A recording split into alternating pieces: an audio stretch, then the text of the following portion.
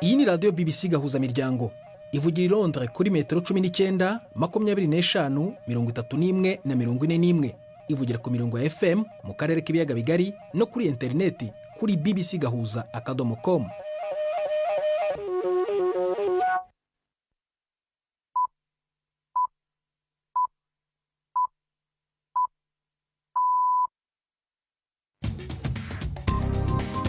Ubu ni saa 10 n'igice ku isaha mpuzamahanga ya GMT, ni saa 12 n'igice ku masaha yo mu Rwanda no mu Burundi. Muri studio muri kumwe na Prudence Ngiyumva.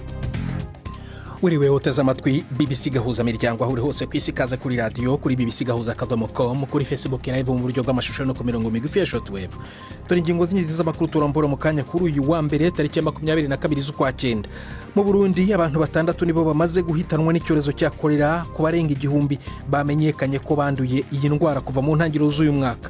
Umutegetsi wa Korea y'Amajyaruguru Kim Jong-un yavuze ko ashobora kwemera kuganira na Donald Trump, ariko mu gihe Leta Zunze Ubumwe za Amerika itasaba ko igihugu cye giheba ibitwaro kirimbuzi bya nuclear.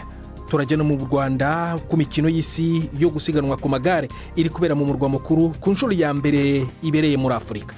Hari n'ikiganiro kirambuye cy'imikino nk'uko bisanzwe buri wa mbere.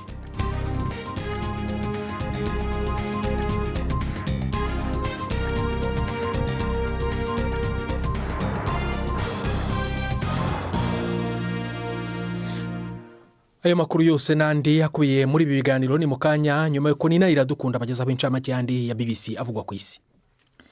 Amakuru ava muri Republika ya Demokarasi ya Kongo avuga ko abagwanyi b'umugwi wa M23 bashikikiwe n'u Rwanda bafashe igisagara gikomeye ca Nzibira mu ntara ya Kivu y'Epfo.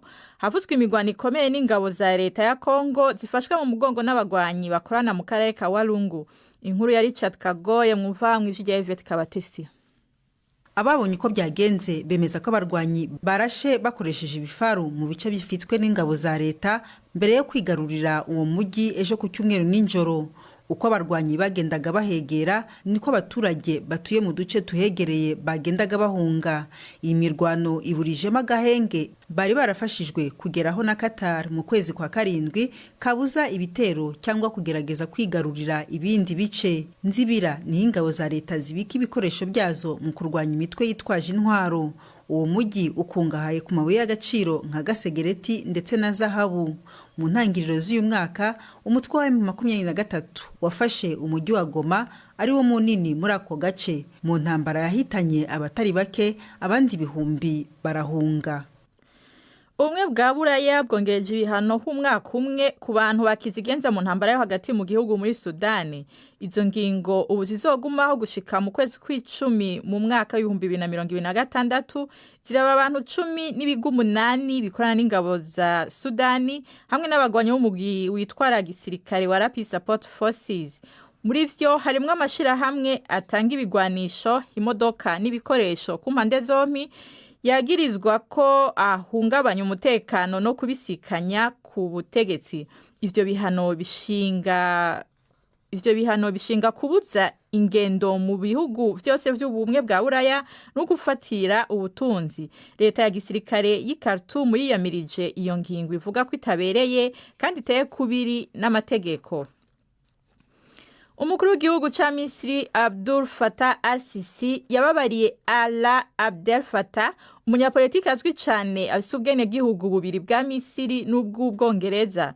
Bwana El Fattah yari mwibohero kuva mu 2019 aregwa gukwirakwiza amakuru y'ibinyoma. Yaramaze gufungwa inshuro nyinshi imbere n'inyuma y'imigumuko yatembagaje wahoze ari umukuru w'igihugu Hosni Mubarak mu 2011, akaba yarabigizemwo uruhara runini. Yaragize imyerekano mu buryo bwo kwiriza inzara inshuro nyinshi mu gihe yari mu mvuto. Nyina wiwe Laila Swef afise ubwenegihugu bw'Ubwongereza, nawe nyene yaragize imyerekano yo kwicisha inzara mu Bwongereza kugira ngo asabe ko arekugwa. Iyi mwumva ni BBC Gahuzamiryango. Abatavuga rumwe n'ubutegetsi bwa Israel bashigikiye umushikiranganje wa mbere Benjamin Netanyahu mu kwiyamiriza ivyakozwe na basomambike ba Israel batari bake, aho bemeje ukubaho kwa leta ya Palestina. Nta numwe mu barongozi ba politike boshobora kuzoshinga leta nshasha inyuma y'amatora azokurikira yashigikiye leta ya Palestina. Ni inkuru ya Sebastian Asha mwumva mw'ijwi rya Siriake muhawe nayo. Hari ukutumvikana ku bintu vyinshi mu banyepolitike bo muri Israel kuri politike n'imikenyuro ya leta ya Netanyahu, ariko bisa nuko hari uguhuriza ku kwamirira kure uburyo ubwo aribwo bwose bwo kwemera leta ya Palestine. Yair Golan ni umwe mu banebagura atitangiriye itama intambara leta irimwe muri Gaza igwanya umuhari Hamas, ariko asigura ko kuvuga ivy'igihugu ca Palestine ari nko gusambura. Utavuga rumwe na leta wa mbere akomeye Yair Lapid yateye ivyatsi amatangazo y'Ubwongereza, Canada na Australia avuga ko arakaga mu migenderanire n'ibindi bihugu.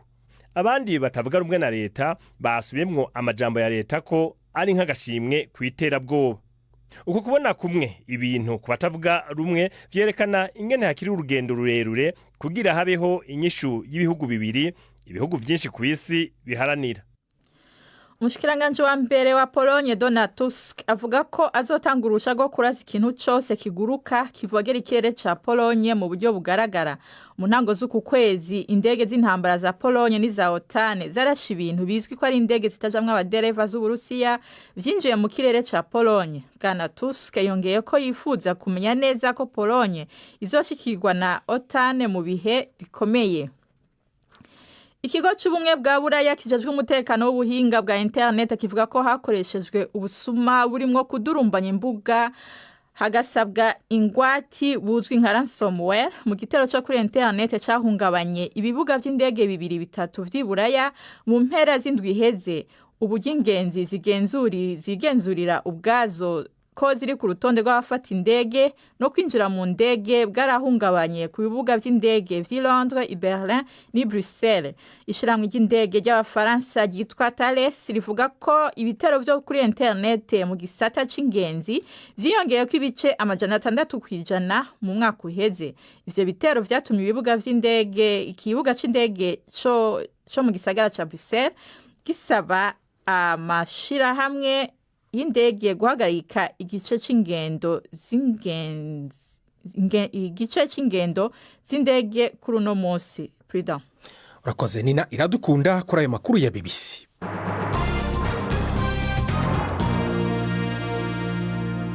Ikaze ku makuru arambuye duhera mu Burundi aho abantu 6 bamaze guhitanwa n'icyorezo cya kolera ko barenga 1000 bamenyekanye ko banduye iyi ndwara kuva mu ntangiriro z'uyu mwaka wa 2025. Abanyagihugu bari mu turere tubangamiwe na kolera baravuga ko bayandura kubera ibura ry'amazi meza. Urwego rushinzwe amazi n'amashanyarazi mu gihugu Regideso ruravuga ko iki kibazo rukizi kandi abayobozi bagasezeranya kukibonera umuti bwangu. Ni inkuru ya Patrick Waso. Umuyobozi ajeje indwara zibiza mu bushikiranganje bwo kubungabunga amagara y'abantu amenyesha ko kolera ihari kandi ibitigiri bandanya biduga ku murindi uteye ubwoba. Muganga Liliane Nkengurutse aratera kamo abajejwe intwaro guhimiriza abo barongoye kuko iyo ndwara izaratanguye guhitana abantu. Hariho ibituma nyamukuru bibiri, icya mbere na amazi, icya kabiri ni sukurike. Muri no minsi ibitigiri bitera biduga ku murindi udasanzwe. Twari tugeze ku bantu bashika 1012 bamaze kubibonekeza ko iyo ndwara, ariko muri abo bose benshi bava mu komine ya Cibitoke no muri komine Ntahangwa. Aya mazi abanyagi bo muri zone Kinama bariko baravoma ava mu kuzimu. Jean Bosco Nahimana umuhanuzi ajejwe imibano muri zone Kinama avuga ko igikorwa cyo guhimiriza abanyagihugu kiza caratanguye. Ibyakorera navyo turiko turahimiriza abene gihugu muri iryo kena nyene barimo ry'amazi yuko bategerezwa kwiyubara bakagira isuku, kubera amaze ko batagira isuku korera ikibatera. Rero turiko turahimiriza, turiko turagenda kira quartier nk'ubu twatanguye quartier Muyinga, ejo tuzogenda mu yindi quartier tubahimirize by'isuku kugira iyi ngwara ya kolera ntihave yisasira inganda muri zone yacu ya Kinama. Abanyagihugu bo muri zone Kinama bavuga ko iyo ndwara yabateye kubera ibura ry'amazi. Amazi arakunda gukama kenshi, aza rimwe hari igihe n'indwi hera ataza. Amazi ya Regideso ntakiza, amazi dukoresha na nyene y'ikinyongayi kandi nayo nta mwanya afise azira izuba ritaje, aza ari uko izuba rije. Va mu kuzimu ukorana na plaque solaire, urumva zuba ryatse acaduga. Twege ico twosaba jeje intwaro bivanya n'ibintu by'isuku nuko boduha amazi tukaronka ku mwanya tuba tuyakenereye nk'ibintu by'isuku tukabikora. Haraciye nk'indwi zibiri tugata amazi turonka mu rupangu. Mwishiramwe ritanga amazi n'umuyaga nkuba mu Burundi barahumuriza. Albert Manigomba arirongoye avuga ko amazi agiye kuboneka ku bwinshi mu gisagara ca Bujumbura harimwo aho hose yabuze. Rero muri no kino gihe turakora ishoka byo twakora ico bita mu Gifaransa rationnement ugaze turahereza bose bakwiye. Mugabo worema kuko hariho n'irindi soko rinini yinya tujya dushikane muri no minsi y'amazi abasagara. Ibikorwa biriko biranyaruka cyane twiteze neza yuko nyuma y'ukwezi byo wabiheze. Byari byarahuye n'ikibazo muri iyo minsi heze ibikoresho byateba gushika ibikoresho byarashitse. Rero uwo mugambi urikuranya cyane. Turere tubangamiwe n'indwara ya kolera turi hafi y'inkengera y'ikiyaga cya Tanganyika kuva muri komine Cibitoke gushika Inyanzarake nk'uko vyemezwa n'abajejwe amagara y'abantu i Bujumbura. Patrick Waso. Tujye mu Rwanda ku mikino y'isi yo gusiganwa ku magare iri kubera mu murwa mukuru Kigali ku nshuro ya mbere ibereye muri Afurika. Ku munsi wa kabiri irushanwa ritangiye umwongerezakazi Zoe niwe wabaye uwa mbere mu cyiciro cy'abagore. Mu kanya navuganye n'umunyamakuru wacu Samba Cyuzuzo uri Kigali aho ari gukurikirana uko iyi mikino yifashe, yatangiye ishusho y'uko byagenze. Nahera gato ku munsi wa mbere w'ejo hashize ku cyumweru aho abasiganwa mu bagabo n'abagore bakuru bita elite basiganwa ibyo bita individual time trial aho buri wese abagerageza kwiruka intera yashyizweho mu gihe gito gishoboka. Hano rero mu bagabo umubirigi witwa Remco Evenepoel niwe wabaye wa mbere mu bagabo, naho umusuwisikazi Marlene Russell asiga abandi bagore. Kuri uno munsi wa mbere rero weje ku cyumweru abakinnyi b'abanyafurika byarabagoye cyane. Abanyarwanda n'abanyafurika y'epfo nibo bagerageje kuza hafi mu banyafurika. Ni nako bisa n'ibyagenze rero uyu munsi nanone ubwo mu cyiciro cy'abatarengeje imyaka 23 mu bagore no mu bagabo nanone abasiganwa b'i Burayi bo mu bihugu biteye imbere hanini Burayi no muri Amerika aribo baje mu myanya ya mbere. Sambangira ngo nkuko ubivuze muri abo ngabo basiganwa b'abagore batarengeje imyaka 23 umwongerezakazi Zoe niwe wabaye uwa mbere. Byari byifashe gute, byagenze gute uyu munsi? Zoe Backstreet nkuko bivuga yarushije abandi bagore basiganwaga munsi batarengeje imyaka 23 mu kwiruka ibirometero 22 yakoresheje iminota 30 yonyine, aho yakurikiwe n'abandi bakinnyi nanone bo mu bihugu by'i Burayi. Naho bakinnyi bo muri Afurika byongeye kugaragara yuko byabagoye kuko nk'uwaje hafi mu bagore ni umunyarwandakazi witwa Martin Hakirutimana wabaye uwa 27. Ikindi kiri kuranga iri siganwa hano kugeza ubu nuko ahantu hazamuka abasiganwe bamwe na bamwe ubona ko batahamenyereye. Kigali murabizi ko ari umujyi w'imisozi, nubwo umwongerezakazi Zoe wabaye wa mbere avuga yuko nawe byamugoye ariko kandi yishimira kwiruka ahantu hazamuka. After almost 20 kilometers of racing and nyuma y'ibirometero hafi 20 usiganwa, amaguru yawe yananiwe, umubiri wawe wananiwe, maze wareba imbere ukabona ahantu hazamuka ukavuga uti aha hagiye kundya, ariko ugomba kuba hari akabaraga usigaranye kugira ngo hazamuke vuba bishoboka. Hano hantu ni ukumanuka cyangwa kuzamuka, ariko ndabikunda rwose. It's brutal climbing here, but I really like it. Mu mujyi wa Kigali rero Samba aho amasiganwa ari kubera, ibintu byifashe gute ku baturage bari kwitegereza uko bigenda? Mu mujyi wa Kigali iki gihugu kirimo kiragerageza gushaka kwereka isi yuko Afurika ishobora kwakira amarushanwa manini y'isi nk'aya ya mbere abereye muri Afurika. So ko byagenze rero umuhanda munini uri muberamo aya masiganwa, inzira ziwerekezamo nyinshi zagiye zifungwa. Birumvikana yuko abantu benshi batabasha kubona aho bari basanzwe banyura berekeza nko ku kibuga cy'indege berekeza mu bice bitandukanye. Hashyizweho andi mayira, birumvikana ko bitorohera buri wese. Ikindi nuko amashuri yarafunze hano mu mujyi wa Kigali, abakozi basabwe gukorera mu rugo kandi basabwa kuza ari benshi gushyigikira aya marushanwa. None kuba abakozi barimo gukorera mu rugo ku mihanda urabona ko baje kwitabira kureba ari benshi? Ahantu hamwe na hamwe hagiye hari amakorosi manini abantu babiteze kureba nyine uburyo igare riryoshye, uburyo bakata igare, usanga hari abantu benshi ku mihanda baje kwitegereza ngo barebe uko bigenda mu by'ukuri. Urabona ko ari siganwa abantu bari kuza kureba ari benshi. Nyuma y'uyu munsi wa kabiri rero ubu hakurikiyeho iki?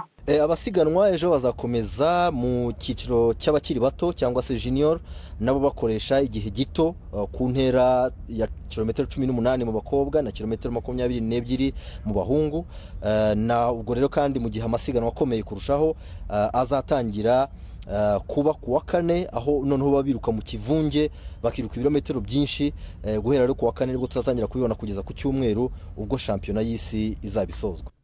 urakoze Samba cyuzo twavuganaga ari i Kigali. BBC gahuza miryango saa moya zirabura iminota 15 mu Rwanda no mu Burundi.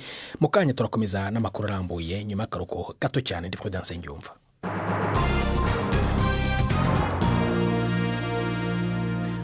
Umutegetsi wa Korea y'Amajyaruguru Kim Jong-un yavuze ko ashobora kwemera kuganira na Donald Trump, ariko ni mu gihe Leta Zunze Ubumwe za Amerika itasaba ko igihugu cye giheba ibitwaro kirimbuzi bya nuclear. Kim yavuze ayo magambo mu mbwirwaruhame yagejeje ku nteko ishinga amategeko ejo hashize. Mu kiganiro BBC yagiranye na perezida wa Korea y'Amajyepfo yavuze ko yakwemera amasezerano hagati ya Trump na Kim yatuma Korea y'Amajyaruguru ihagarika gahunda yayo yo gucura ibisasu kirimbuzi aho kubisandaza burundu. Inkuru ya Jean Mackenzie mu ijwi rya Robert Patrick Misigaro. Ibiganiro hagati ya bwana Kim na bwana Trump vyahagaze mu 2019 nyuma yaho Amerika isabiye Korea ya ruguru gusambura ibibanza vyayo bihingurirwamwo ibigwanisho rohonyanganda nayo igacikurirwa ko ibihano. Kuva garutse ku butegetsi bwana Trump yaseye n'ubumvikanisha ko ashaka gusubira guhura na bwana Kim, ariko ubu n'ubwa mbere uyu murongozi wa Korea ya ruguru avuze ko yiteguriye kuja mu biganiro hamwe n'ingingo yuko Amerika idasaba ko Korea ya ruguru iheba ibigwanisho vyayo. Mu kiganiro na BBC, umukuru w'igihugu wa Korea y'Epfo Lee Jae-myung yavuze ko yiteguriye kwemera ihagarikwa ry'umugambi w'inguvu za nucleaire wa Korea ya ruguru mu gihe gukura ko burundu ibijanye n'izo nguvu vyoguma mu mugambi w'igihe kirekire. Ubu rero hasigaye ko bwana Trump afata icemezo ku ngingo yosaba muri iyo nama hamwe nuko umwumvikano wobusa. Ishami rya BBC ritangaza inkuru zicukumbuye BBCI yashyize ahagaragara umugabo wahoze ari umushoferi wa bisi mu mujyi wa Londres mu Bwongereza ufite ubucuruzi butemewe n'amategeko bw'indaya i Dubai, aho yungukira kubukoresherezamo abagore bakiri bato b'abanya-Uganda. Umwe muri bo Monica Karungi w'imyaka 23 yapfuye hanutse mu nyubako ndende ifite amagorofa menshi iri Dubai. Urupfu rwo rwamenyekanye cyane ku mbuga nkoranyambaga kandi yamenyekanye cyane mu kiswe #DubaiPottyPotty gishobora gutuma umuntu ahahamuka mu gishinjwa gukoresha abagore imibonano mpuzabitsina irengeje urugero muri gahunda yo kwivanamo amafaranga. Ariko uko interinete yabivuze siko byagenze. Umunyamakuru wa BBC Runako Selina yarabicukumbuye nyuma inkuru ye muragezwaho na Mark niyo nkuru. Igihe anashikira umuryango wa Monique muri Uganda bari babaje cyane n'ingene yapfuye uko gashinyaguro, bakaba bashaka kumenya ibyamushikiye Dubai. Bavuga ko yari yagiyeyo yemerewe akazi ko gukora mu maduka manini, ariko ko ivyo yashira ku mbuga hwaniro byerekana amafoto ari gusama akayaga ku kiyaga, inyuma yiwe hari amagorofa maremare, ahandi naho ariko aratamba mu tubari dusangana twi Dubai. Ariko imwe mu nshuti za hafi za Monique, umukobwa Rona, afise amakenga. Iyo wihwere neza ayo mavideo urashobora kubona rimwe na rimwe yuko afite inkovu canke imirabwe kandi atambuka nk'umuntu afise ububabara hanze. BBC yarakurikiranye abagenzi babanye na Monique Dubai, bavuga ko bahenzwe mu kuja muri Emirate Arabini. Badashimye kuvuga amazina yabo, bavuga ko bagoberewe kuryamana n'abagabo kugira ngo barihe imyenda y'umugabo yitwa Abi, yababwira ko ari kugira barihe ingendo zabo viza n'amahera yo kubaho i Dubai. Uyo mugabo twavuye tumenya ko yitwa Charles Mwesigwa. Iyo wasohoka ntuzuzanya amahera yaragukubita ikofi akakubwira ko atacumaze ngo azogukubita. He will beat you up. You're working for him. Ni ukorera ubu uri umusha wiwe, amahitamo yonyine bufise nukuja hanze ukaryamana n'abagabo and sleep with the men. Twaravuganye kandi n'uvuga ko yari umuyobozi w'ibikorwa vya Charles kandi ko yarazi neza Abi. ameze nk'imashini ntaruhuka, ahora kuri interinete agerageza kureba hari amafaranga. Abo bakobwa barababaye cyane, nta nzira yo guhunga bafite. Ibyo bacamo byose ntacyo bivuze, mu gihe abifite be baba banezerewe. Amatoza yacu yerekana ko ayikoresha ivyo bikorwa by'ubumaraya butemewe n'amategeko. Umunyamakuru wacu yihishije yigize nk'utegura ibirori kugira ngo ahure na Charles. Uno nawe mubwira ko yahora akora igikorwa cyo gutwara bisi muri buseruko bwa Londres. Yego namaze imyaka 10 ntwara bisi mu Bwongereza. Gushikaho umunsi umwe ari mu rugendo i Dubai ahabona akaryo. Hashobora kuba hari isoko y'abakobwa b'abirabure. Yemereye umunyamakuru wacu abakobwa mu gukoresha mu busambanyi, amubwira ngo urashobora gukora ivyo ugomba byose kuri bo. Dufise abakobwa nka 25. Abakobwa 25. Dufise inzu nziza zibiri nizo bararamo. Bashobora gukora se icyo ushaka cyose nka benshi barugurutse mu mutwe. Mvuze ngo barugurutse, ndakurungikira abo mfise mwo bakora ibintu by'ibisazi kurusha abandi. Abategetsi bo muri Dubai bamenyesheje ko Monique yiyahuye. Muri Uganda umuryango wa Monique warakoranye mu gisabisho cyo kumwibuka. Ntibashobora kuronka amafaranga yo gutahana ikiziga ciwe bagikura muri Emirate Arabini. Bisigura ko batagira ibisigarira vyiwe naho bifuza kumushingura mu itongo ry'umuryango. Inshuti yiwe twise Michel arashaka ko yindi miryango itoca mu mabi nkayo yaciyemwo. Uyu mugabo afise abakobwa benshi cyane yagize imbohe ziwe n'abavyeyi nka Monica. Uwo shengeze uyu mugabo mu butungane yoshobora gukiza abo bakobwa bose. Ivyo bivugwa twabishikirije mu Esigwa nawe ati byose n'ibinyoma. Yavuze ko ahuza abakobwa gusa n'abafise amazu kandi bamukurikira ku minsi mikuru kuko azinanye n'abatunzi bo muri Dubai. Yarahakanye ko Monique yaramufitiye ideni kandi avuga ko yaramaze 7 canke 5 atamubona imbere y'uko apfa. Nkuru ya BBC rero twagezwaga na Marke niyo nkuru.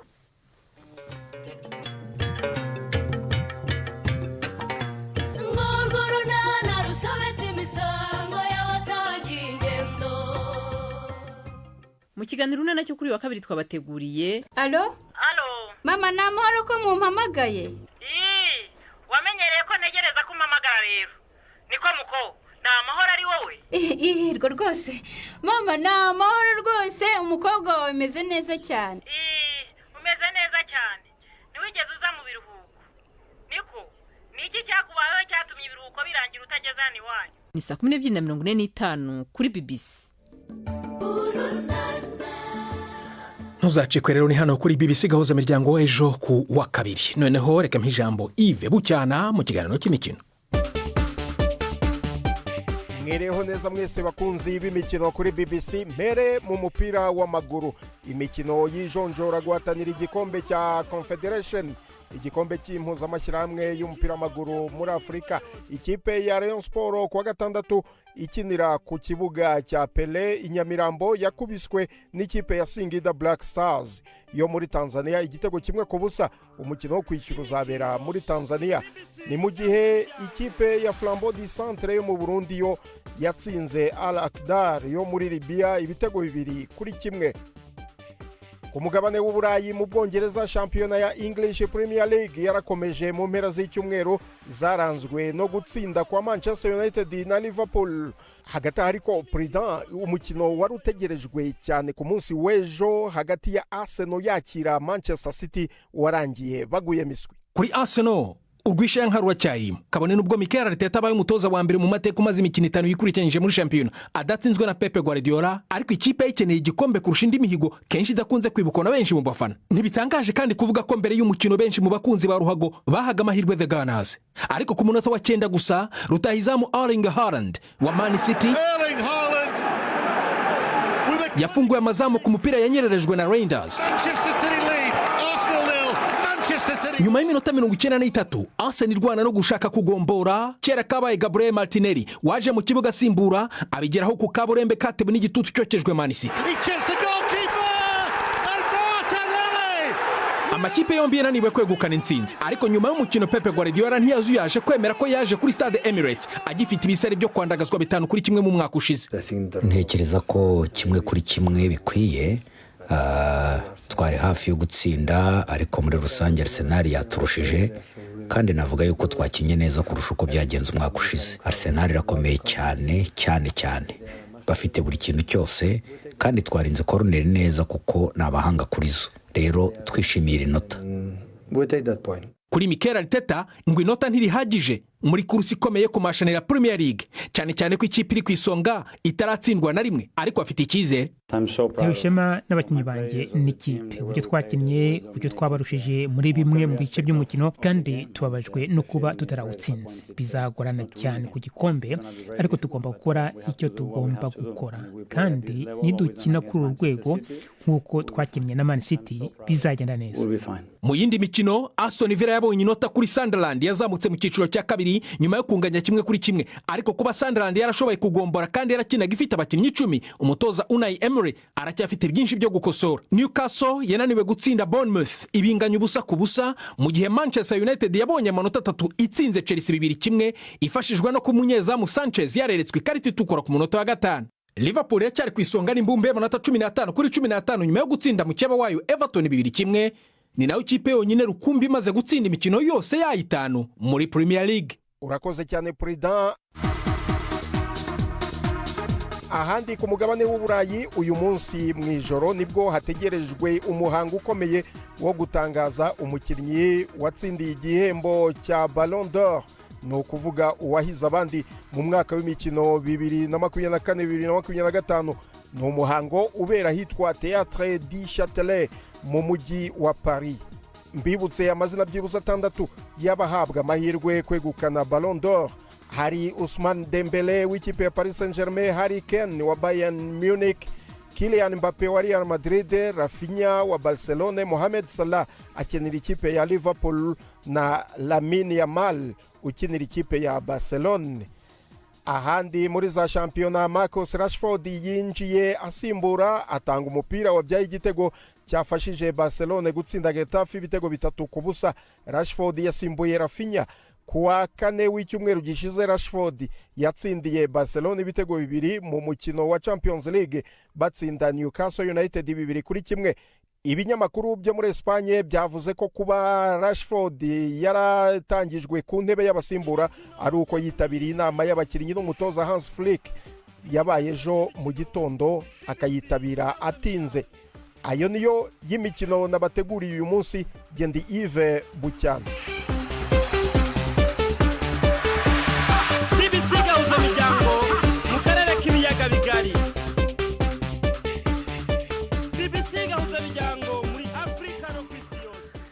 Urakoze Yves Bucyana kuri icyo kiganiro cy'imikino. Nini radukunda garutse muri studio kutugezaho incamake y'amakuru ya BBC kwisi. Amakuru ava muri Republika ya Demokarasi ya Kongo avuga ko abagwanyi b'umugwi wa M23 bashigikiwe n'u Rwanda bafashe igisagara gikomeye ca Nzibira mu ntara ya Kivu y'Epfo. Havuzwe imigwano ikomeye n'ingabo za leta ya Kongo zifashwa mu mugongo n'abagwanyi bakorana mu karere ka Wangulu. Abatavuga rumwe n'ubutegetsi bwa Israel bashigikiye umushikiranganje wa mbere Benjamin Netanyahu mu kwiyamiriza ivyakozwe n'abasomambike ba Israel batari bake aho bemeje kubaho kwa Palestina. Nta numwe mu barongozi ba politike boshora kuzoshinga leta nshasha inyuma y'amatora azokurikira yashigikiye leta ya Palestina. Ikigo cy'ubumwe bwa Buraya kijejwe umutekano w'ubuhinga bwa internet kivuga ko hakoreshejwe ubusuma burimo kudurumbanya imbuga hagasabwa ingwati buzwi nka ransomware mu gitero cyo kuri internet cyahungabanye ibibuga by'indege binini 3 by'Iburaya mu mpera z'indwi iheze. Ubumwe bwa Buraya bwongereje ibihano ho umwaka umwe ku bantu bakizigenza mu ntara yo hagati mu gihugu muri Sudani. Izo ngingo ubu zizogumaho gushika mu kwezi kw'icumi mu 2026 ziraba abantu 10 n'ibigo 8 bikora n'ingabo za Sudani hamwe n'abagwanyi b'umugwi witwara igisirikare wa Rapid Support Forces President. Urakoze Nina dukunda kora amakuru y'incamake ya BBC avugwa ku isi. Ni nasoje ayacu ushobora no kongera kumva kuri bbc gahuza.com. twafashijwe na muzecika kugira ngo amajwi akugera hameze neza. Agende Prudence Nyumva akoze gute mu BBC gahuza miryango uraraharyana.